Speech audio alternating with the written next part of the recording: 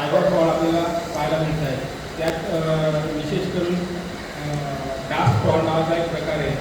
आता मागेच आपण पेपर बातमी ऐकली असणार की कारंजे जो आहे त्याचं पूर्ण नाव घेणार नाही, कलाकार आहे प्रसिद्ध, त्यांची 62 लाखाला फसवणूक आहे.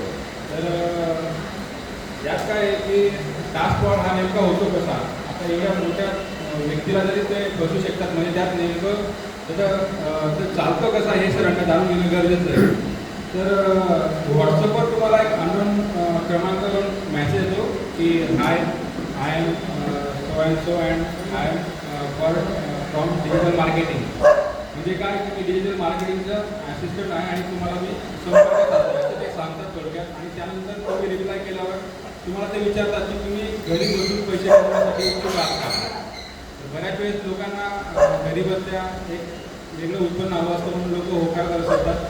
त्यानंतर ते सांगतात की सिंपल काम आहे, तुम्ही आम्ही पाठवलेल्या लिंकवर लाईक करा आणि त्याचा स्क्रीनशॉट काढून परत पाठवा. प्रत्येक स्क्रीनशॉटला तुम्हाला लाईक केल्यावर 50 रुपये मिळतील असं ते सांगतात.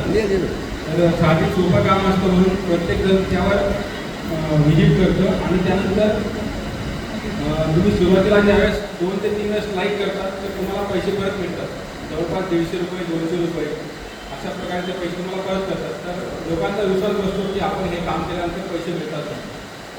त्यानंतर पुढचा खेळ सुरू होतो आणि ते लोक तुम्हाला सांगतात की आता यापुढचे टास्क आहेत तुम्हाला ते विकत घ्यावे लागतील.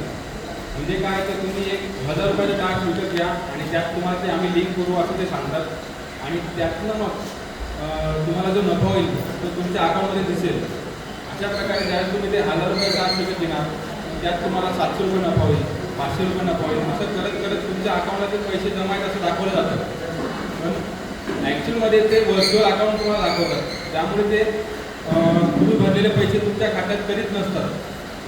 आणि ज्यावेळेस तुम्ही पैसे विड्रॉल करायची मागणी करतात की आता मला नाही करायचं, तर त्यावेळेस ते म्हणतात की आता तुम्हाला GST भरावं लागेल, त्यावेळेस CST भरावं लागेल. अशा वेळेस ती रक्कम मोठी झालेली असते. त्यावेळेस जरी समजा त्यांनी 18%, 20% काहीतरी GST सांगितली तरी त्यावेळेस तुम्हाला परत 4 ते 5 लाख रुपये पुन्हा भरायचे असतात.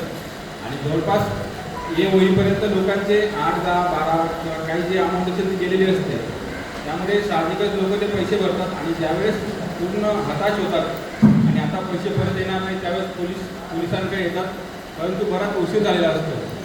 तर जर तुम्हाला समजा असा कुठल्याही नंबरवर व्हॉट्सअपवर मेसेज आला तर प्ले स्टोअरवर संचार साथी म्हणून एक नवीन ॲप आपल्या गव्हर्नमेंटने लॉन्च केलेलं आहे. संचार साथी ते ॲप तुम्ही डाउनलोड करा आणि तुम्हाला ज्यावेळेस दिसलं की असा कुठला नंबर आहे जो फ्रॉड करण्याचा प्रयत्न करतोय त्याचा एक स्क्रीनशॉट घ्या आणि त्यावर संचार साथीमध्ये चौकशी नावाचं एक टॅब आहे त्यावर क्लिक करून त्याचा रिपोर्ट करा तात्काळ. म्हणजे त्यावर ट्राय जे असेल ते तात्काळ ॲक्शन घेऊन सदस्य नंबर हे बंद करतात. त्यानंतर क्रेडिटचा मॅसेज येतो तुम्हाला, थोडक्यात एखादा कोणतरी